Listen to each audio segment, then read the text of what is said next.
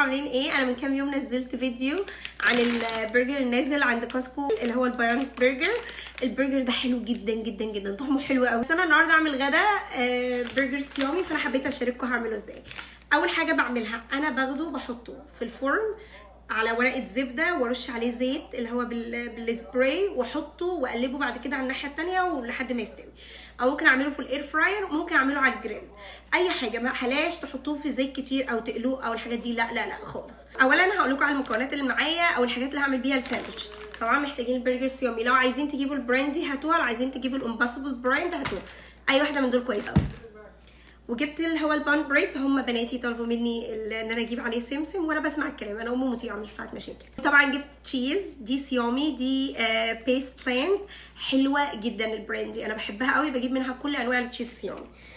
طبعا مايونيز صيامي، ومعايا ماستر، ومعايا خيار، ومعايا كده صوص حلو قوي اللي هو رانش صوص صيامي حلو جدا، ومعايا مشروم.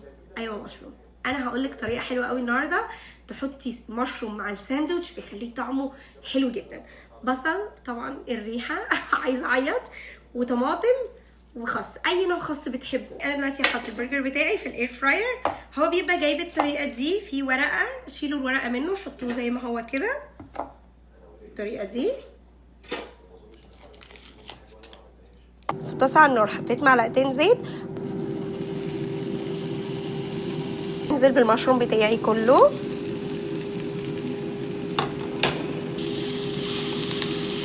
انزل بفلفل اسود، ملح، قلبهم كويس مع بعض. كده خلاص خلطة المشروم بتاعتي جاهزت، هاخدها عشان نروح نعمل الساندوتش. البرجر بتاعي خلص. حلو قوي لما بتعمل في الاير فراير، ولا بيبقى فيه زيوت ولا فيه اي حاجه خالص. حطيت ماستر هنا، وهنا حطيت المايونيز بتاعي النباتي، حطيته على الناحيه التانية من العيش.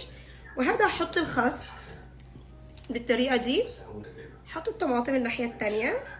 انا طماطم صغيره قوي مش عارفه ليه، فاحط 3 عشان يملوا الساندوتش. احط دلوقتي البرجر بتاعي، احط عليه التشيز، وبعد كده احط الخلطه بتاعه المشروم والبصل اللي انا عملتها معاكم. بجد ريحتها حلوه جدا وهتغير طعم الساندوتش. هعمل كده.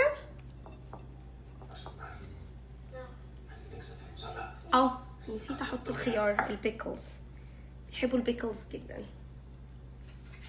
كده ايه دي الساندوتش.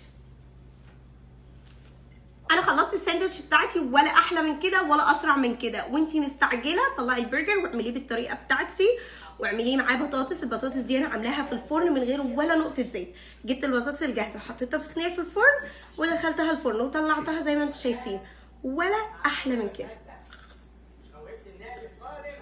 لو الفيديو عجبكم متنسوش تعملوا لايك. اشوفكم في فيديو جديد، يلا باي باي.